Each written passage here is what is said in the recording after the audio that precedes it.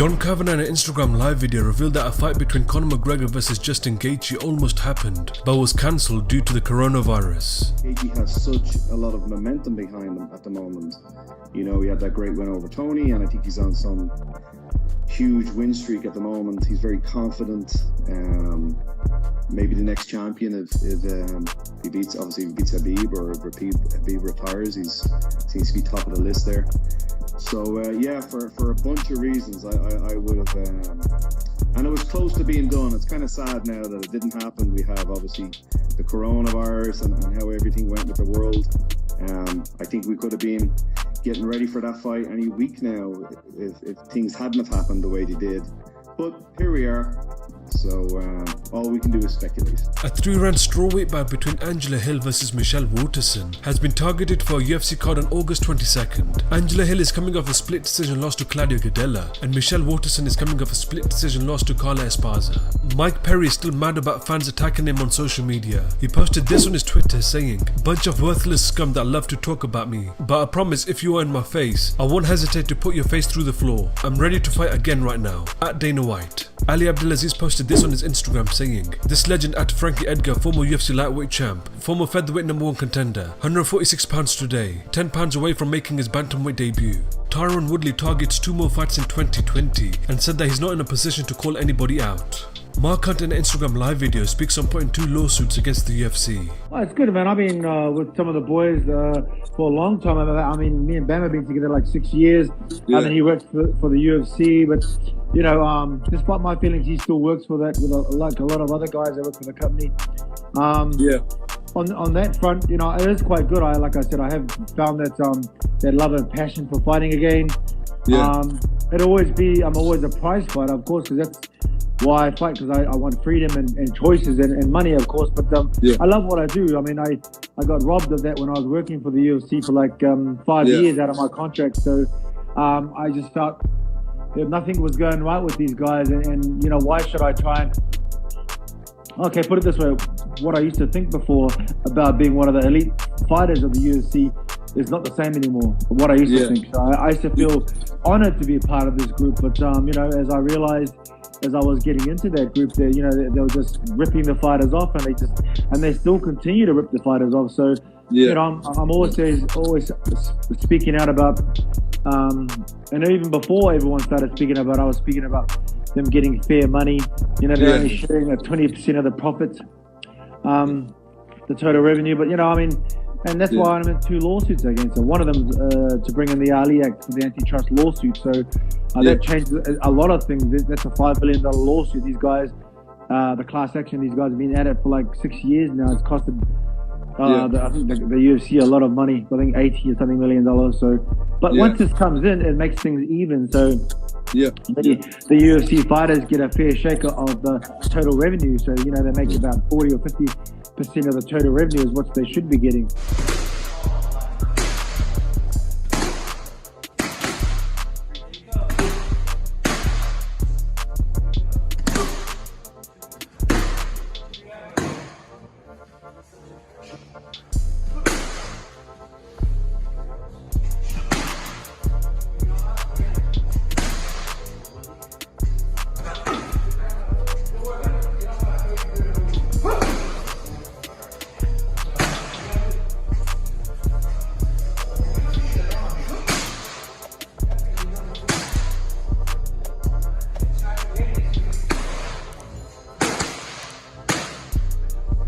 Paul Felder in a recent interview with MMA Junkie speaks on wanting a rematch with Dan Hooker. I've been going through a lot, you know. I'm busy, I'm buying a house, you know, I got a dog, I'm enjoying my time with my daughter, and I'm just in no rush to come back for something that will not excite me, you know.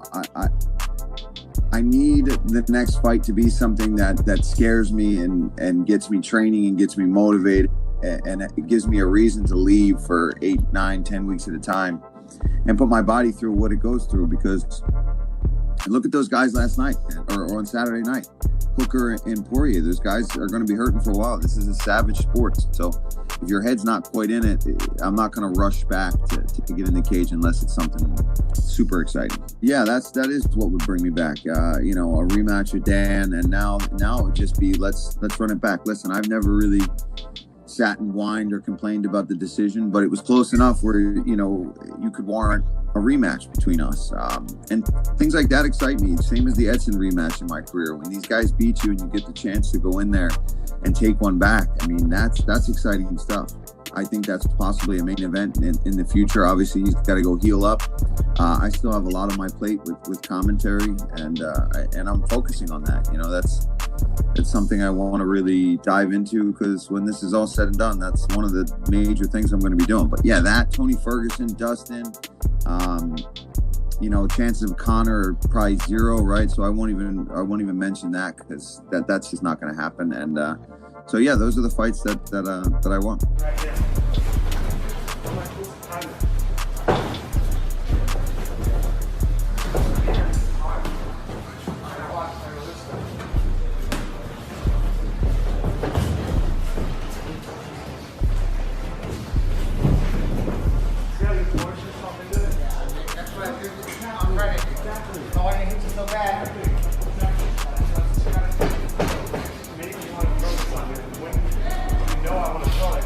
Kenny Florian on the Anik and Florian podcast speaks on Justin Poirier's win over Dan Hooker. I don't always love talking about the numbers, but how can you ignore these amazing numbers, especially given the fact that Poirier threw so many strikes, and to have that level of accuracy and to land that many significant strikes. And by the way, Hooker did as well. Yeah. It's no wonder. It was one of the best fights I've ever seen. Both those guys in their prime really showed up. The momentum shifts, the drama, the knockdowns, the close submissions by Poirier, the bloodiness, the aggressiveness, and again, the technique demonstrated by both guys in all aspects of the game. I think defense might have been lacking, of course, but right. As far as high-level MMA, that's as good as it gets, guys. I mean, so a lot of times you see these fights that are, back and forth and bloody wars, but they're not very technical. These were two guys that were really on top of their game, that were very sharp, and Poirier just showed that he has next-level toughness. And again, Hooker does as well. He is as tough as they come. Yeah. Poirier, just a little tougher, man. The fact that he was out there, telling Hooker, let's go, bring it. Come on, this is what you want. Let's go. He's got that dog in him, man. And really does. Again, Poirier is an absolute legend, man. What a stud. I was just blown away by his performance.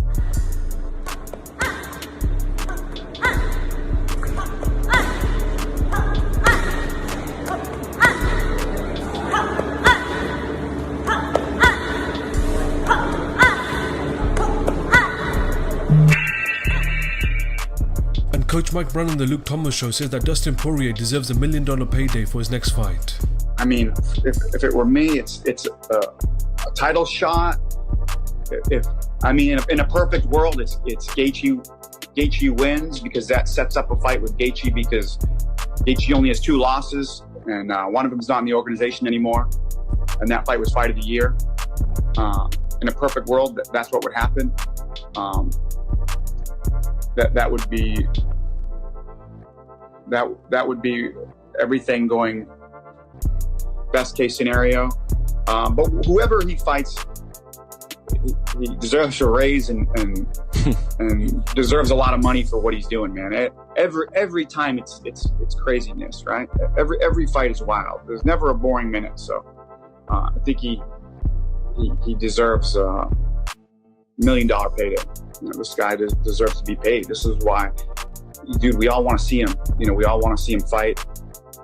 He's, as a fight fan, if I didn't know the guy, Tim and Gaethje are like the 2 most exciting guys in the organization every time. And they went head to head already, and it was fight of the year. I mean, every fight is fight of the year candidate. So this is, it's concerning. That's just why you don't know which one is going to be the last one. Any one of these could be the last one. You never know. These guys are doing a lot of damage to each other. This is this is definitely not good for you.